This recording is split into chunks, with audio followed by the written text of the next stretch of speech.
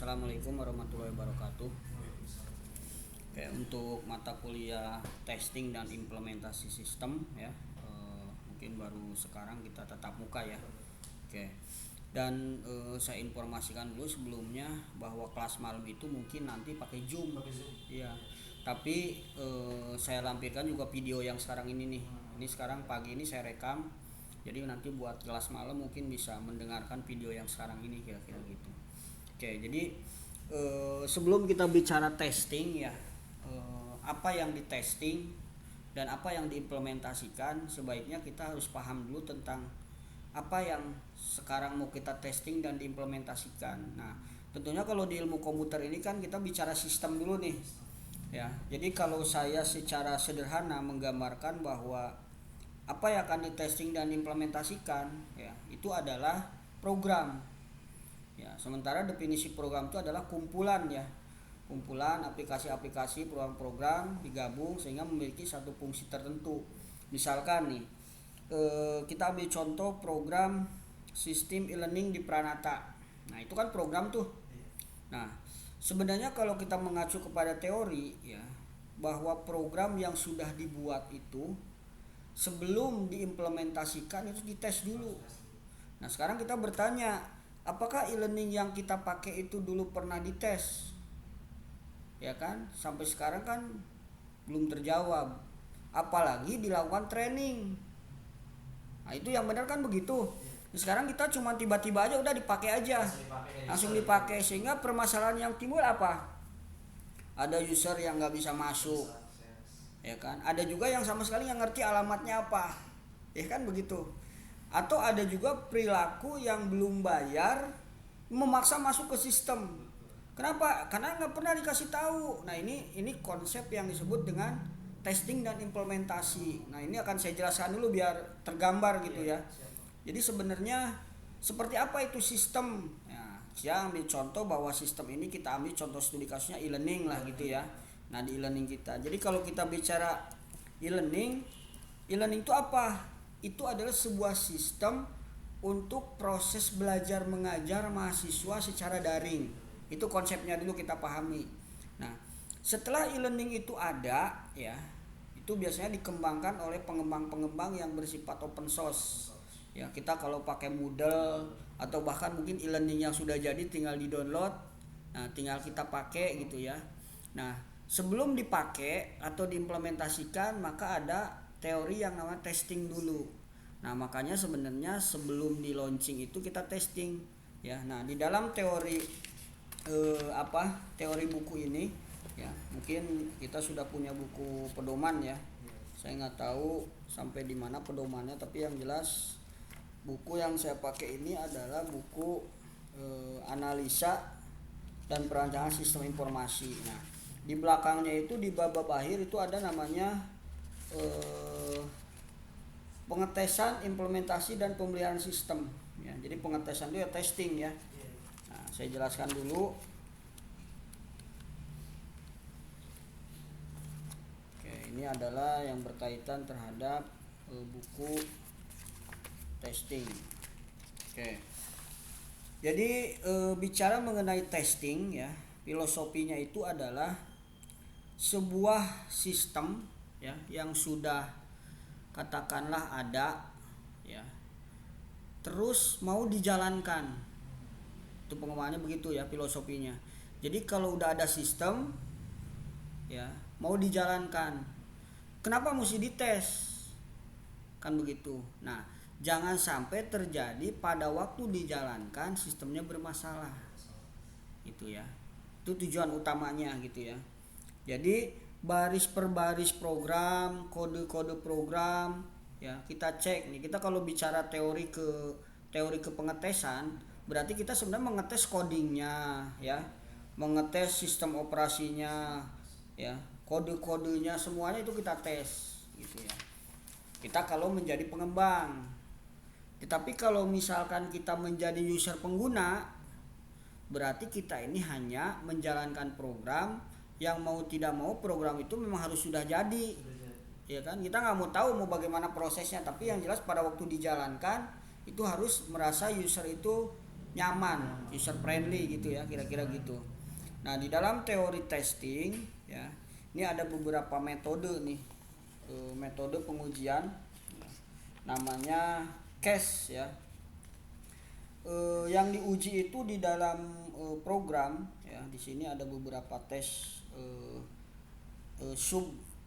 stub testing sama unit testing gitu ya. Jadi unit yang testing sama stub testing. Nah, ini saya jelaskan dulu. Stub testing itu adalah pengujian yang berfokus atau difokuskan pada pengujian struktur ya. Struktur apa tuh? Berarti struktur atau modul-modul programnya. Jadi kalau nanti kita menjadi developer, jadi programmer atau jadi pengembang software, nah ini ada stub testing itu adalah kita fokus kepada modul ya. Modul itu apa? Struktur dari programnya apa? Misalnya saya contohkan, program itu ada loginnya, ya kan? Kita cek dulu diuji loginnya, gimana? Masukin passwordnya benar, terus username-nya benar, masuk atau enggak? Kalau masuk berarti sesuai gitu ya. Tapi kalau salah ada notifikasinya, benar enggak diuji. Terus dites lagi, kalau usernya benar passwordnya salah, masuk atau enggak? Kalau masuk berarti bobol, kan gitu ya. Nah, kurang lebih gitu. Itu adalah testing yang berkaitan terhadap modulnya atau strukturnya ya. Nah, di situ kita juga bisa melihat modul-modul yang lain. Biasanya yang umum kalau aplikasi itu kan ada loginnya, ada dashboardnya. Nah, di dalam dashboard tuh ada beberapa menu tuh. Nah, menu itu harus diuji satu-satu. Kalau diklik ini benar nggak keluarnya ke sini? Diklik transaksi keluarnya nama barang, malah kan salah. Misalnya kalau klik barang baru keluar daftar barang kan gitu. Nah, itu dicek satu-satu terus ya. Nah, intinya stub testing itu adalah mengecek daripada struktur daripada program ya, kira-kira seperti itu. Nah, yang kedua ini ada yang namanya unit testing. Unit testing itu adalah modul yang sudah bagus ya. Pengujiannya tidak kalah penting dengan pengujian unit, artinya yang sudah ada nih. Ini sudah ada nih. Ini diuji ulang. Jadi supaya nanti dari mulai keseluruhan unit sampai akhir itu harus dilakukan pengujian ya. Bisa berarti termasuk di dalam modul ya. Jadi kalau yang namanya unit testing itu semua bagian modulnya diuji ya kan. Terus juga programnya benar atau enggak nih, pakai ini cocok atau enggak kan gitu. Terus lagi apa namanya database-nya, kalau pakai database, terus interface-nya seperti ini. Pokoknya semua unit ya, semua unit harus dilakukan pengetesan. Nah, di dalam unit testing itu ada dua bagian. Satu yang namanya black box testing ya. Yang kedua adalah white box testing. Nah, ini black box ini unit program memenuhi kebutuhan yang disebutkan dalam spesifikasi. Jadi black box itu adalah unit program yang memenuhi kebutuhan spesifikasi. Pada black box ini, black box testing, cara pengujiannya dilakukan dengan menjalankan atau mengeksekusi unit. Jadi dia menjalankan aja, tapi dicatat. Login, oke, kalau tidak kemana terus. Nah, jadi bentuknya tulisan tanpa meriksa kode kalau black box itu. Terus jadi nanti dicatat dari awal, kalau login, kalau iya kemana, kalau tidak kemana, terus dicatat sampai alurnya akhir. Yang benar begitu. Biasanya itu kalau program-program itu kan ada tutorial dan manual booknya biasanya gitu ya, gitu. Terus yang kedua itu white box ya. White box. Nah, white box itu cara pengujian dengan melihat ke dalam modul untuk meneliti kode-kodenya. Kalau white box itu codingnya yang dilihat, sama-sama dicatat ya codingnya. Ya, nanti ada mungkin tabelnya ya, tabel. Nanti bisa di internet juga banyak contoh testing dengan menggunakan black box. Bisa dilihat contoh testing dengan menggunakan white box. Ada nanti di internet banyak, silakan cari ya. Nah, kurang lebih begitu cara menguji daripada program atau aplikasi gitu ya. Nah, terus yang berikutnya tadi ya. Tadi yang kedua itu adalah metode pengujian. Nah, yang ketiga itu adalah integration testing ya. Nah, integration testing ini unit testing, pengujian, interaksi dan modul-modul yang menyusun sistem informasi untuk menjamin bahwa mereka bekerja dengan baik ya. Integrasi tes terdiri dari serangkaian tes sebagai berikut nih. Pertama, ini fokus nih ya. Fokus pertama adalah antarmuka. Antarmuka itu apa? Interface-nya, tampilannya ya. Ini lebih kepada tampilan. Ada tampilan utama. Nah, ini biasanya suka yang di sini tuh biasanya musinya orang-orang yang punya jiwa seni yang bagus. Kalau asal-asalan mah tampilannya juga kurang menarik gitu ya. Terus yang kedua ini integrasi testing itu skenario pengguna ya. Pastikan setiap skenario berjalan dengan baik. Artinya apa? User-usernya itu dipastiin dia orang-orang yang paham. Ya. Jadi jangan sampai nggak nyupot lah bahasa kita mah, usernya kemana, alur aplikasinya kemana, sehingga nanti nggak sesuai gitu.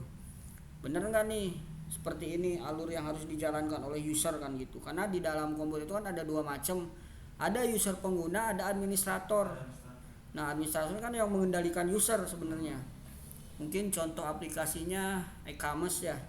E-commerce itu kan kalau user pengguna dia melihat, terus pesen ya kan, beli keranjang sampai transfer kan. Nah, adminnya itu yang mengecek, verifikasi sampai ngirim barang. Ada dua gitu ya. Nah, ini uji coba skenario tentang pengguna. Terus yang ketiga adalah uji coba aliran data ya. Nah, uji coba aliran data ini proses dalam langkah per langkah, lebih rinci lagi prosesnya, langkah per langkah itu.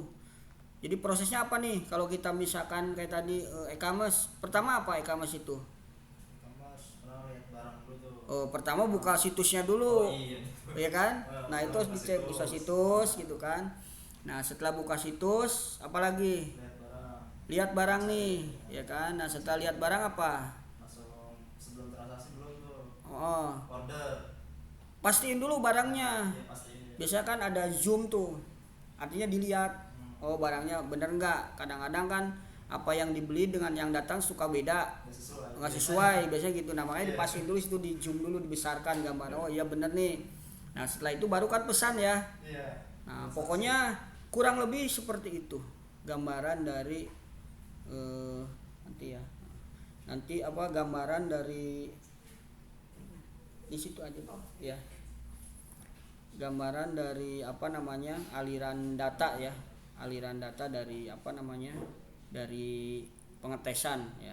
Terus yang ketiga ini adalah uji coba sistem antarmuka. Nah, antarmuka itu dibandingkan nih data yang mengalir dengan data-data yang lain ya. Uji coba sistem antarmuka, pastikan data mengalir antar proses. Jadi ada proses 1, proses 2, proses 3. Nah, kalau kita bicara e-learning ada berapa proses? Enggak login. Kalau login itu registrasi kali. Pertama itu kan proses lihat barang, ya kan? Saya lihat barang apa? Yakin. Nah, biasanya proses pemesanan, 2 proses tuh. Yang ketiga apa? Ada nggak registrasi buat ngirim kemana alamatnya? Ada kan? Nah, itu proses ketiga, registrasi. Keempat proses apa? Pembayaran. Setelah bayar apa? Proses nunggu. Nah, itu namanya antar proses. Ada nggak terputus antar proses itu? Kalau putus ya disambungkan. Nah, ini adalah proses pengujiannya begitu, gitu ya. Nah, baru di sini ada yang namanya pengujian sistem. Ya. Bagaimana perangkat lunak sistem informasi berjalan dengan baik atau tidak? Ya, kalau ini pengujian sistemnya. Berarti kalau sistemnya itu adalah judulnya apa nih?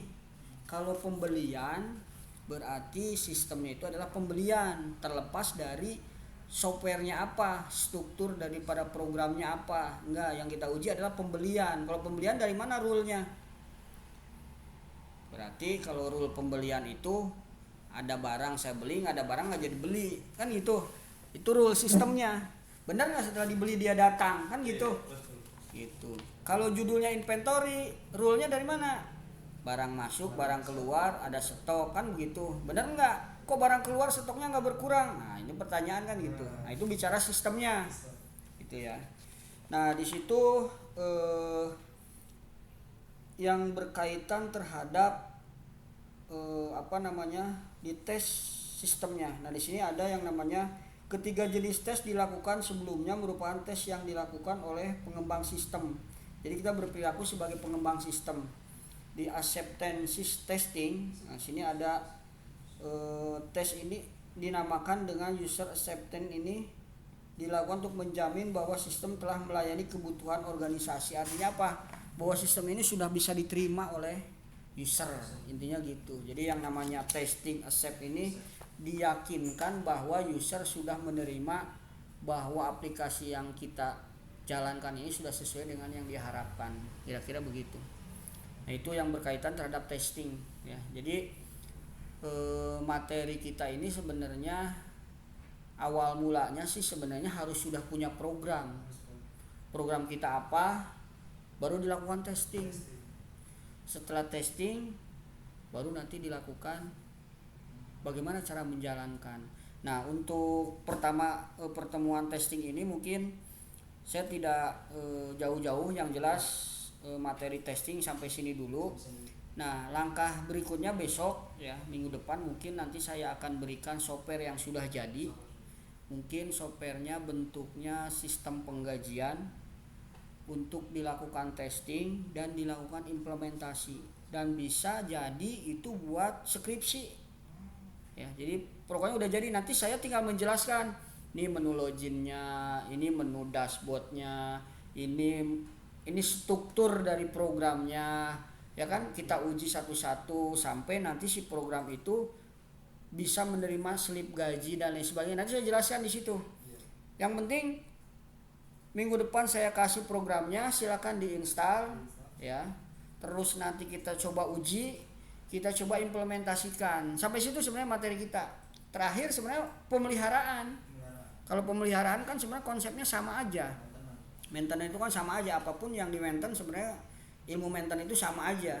Ada preventive maintenance ya, ada yang langsung pelaksanaannya ketika ada masalah langsung dikerjakan kan gitu. Nah jadi mungkin materi hari ini untuk testing saya cukupkan dulu sampai di sini.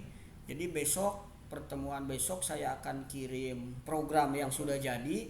Nah dari situlah nanti kita akan jelaskan tentang bagaimana testing, bagaimana implementasi, sampai bagaimana memelihara termasuk mengembangkan. Kita kembangin nanti penggajian itu. Nah nanti untuk tugas saya kasih tahu dari sekarang, tugasnya itu adalah Anda nanti memodifikasi program yang saya kasih. Ya misalkan contoh di program itu belum ada laporan ke Word. Ya. Nah di situ sudah ada contohnya PDF sama Excel. Silahkan tambahkan. Termasuk diuji dulu nanti setelah ditambahkan tuh desain menunya gimana, laporan segala macam. Nanti mungkin akan saya pandu lewat perkuliahan atau dengan lewat Zoom, kira-kira begitu ya. Oke, sampai sini ada pertanyaan nggak kira-kira? Tapi kalau mengenai testing ini ada tools sendiri, tools maksudnya untuk testing? Sebenarnya testing itu bukan tool, tapi ada pedoman. Bagaimana cara kita membuat testing dengan menggunakan black box. Pedomannya itu. Jadi black box itu sebenarnya cuma tabel, ya. Tabelnya seperti apa nanti kita lihat. Nanti saya kasih lah tabelnya seperti apa. Tapi nanti pengujiannya tetap menggunakan aplikasi nanti yang saya kasih. Secara manual. Betul, begitu. Jadi tes dulu nih loginnya gimana. Anda cuma ngisi aja sebenarnya di situ. Oh iya benar, oh iya tidak, oh ini begini, begitu doang sebenarnya. Jadi sebenarnya bukannya ada tool, tapi ada metode yang harus kita pakai, yaitu black box dan white box. Nah bentuknya seperti apa? Sekarang belum bisa saya buatkan karena apa? Kita nunggu programnya dulu. Kalau program sudah ada, baru kita bisa masukkan. Kira-kira begitu gambarannya, ya. Ada lagi yang ditanyakan? Terus kalau di dunia pekerjaan testing itu quality assurance namanya Pak? Itu kalau bicara mengenai testing produk, kita kan ceritanya tes produknya adalah software, jadi pengembang software. Jadi kalau misalkan kita seorang konsultan nih, kita konsultan program, ada orang pesanan, kita bikin misalnya sistem parkir. Nah, pesanlah ke kita bikin. Si programmer sudah bikin nih. Setelah programmer bikin kan mau dikasih ke customer kita. Nah, kita tes dulu. Disitulah jadi kita sebenarnya perilakunya sebagai pengembang sistem atau sebagai pembuat sistem. Tapi si testing itu programmer itu sendiri, Pak. Iya, ya itu bagian testingnya beda, ada. Nanti ketika orang testing menemukan ketidaksesuaian, maka akan dilempari ke programmer. Balik lagi atau mungkin nanti kok ini ketika sudah diokekan pintu palangnya nggak kebuka, kan bahaya tuh. Lempar lagi ke programming, nanti di coding lagi, kira-kira gitu gambarannya. Ya, jadi perilaku kita ini sebenarnya bukan bicara industri, tapi bicara bagaimana cara kita membuat program ya supaya bisa diterima oleh user. Kira-kira seperti itu gambarannya. Oke, ada lagi? Cukup ya? Oke, nanti untuk modul dan videonya saya kirim di e-learning.